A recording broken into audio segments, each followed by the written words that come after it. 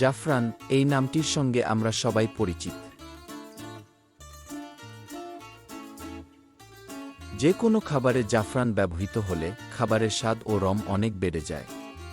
তবে জাফরান শুধু খাবারের স্বাদ ও রঙই বাড়ায় না, এর আরও অনেক উপকারিতা রয়েছে। আজকের ভিডিওতে আমরা জানব জাফরান খাওয়ার উপকারিতা সম্পর্কে। একটি গবেষণায় দেখা গেছে জাফরান শক্তি বৃদ্ধি করতে সহায়ক। জাফরান বিভিন্ন রোগের চিকিৎসায় ব্যবহৃত হয়, যেমন পার্কিনসন্স ডিজিজ এবং শক্তি হ্রাস। প্রতিদিন হাঁটাহাঁটির আগে 1 গ্লাস দুধের সঙ্গে 1 চিমটি জাফরান মিশিয়ে খেলে আপনার কর্মশক্তি অনেক বেড়ে যাবে। জাফরানে রয়েছে একটি সমৃদ্ধ ক্যারোটিন যা পানির সঙ্গে মিশে যায় এবং একে ক্রোসিন বলা হয়। খাবারে জাফরান ব্যবহারের ফলে এই ক্রোসিনের জন্য উজ্জ্বল সোনালী রং পাওয়া যায়।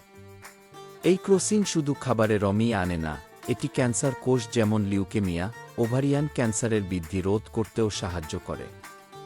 মহিলাদের জন্য জাফরান পুরো শরীরেই অত্যন্ত উপকারী।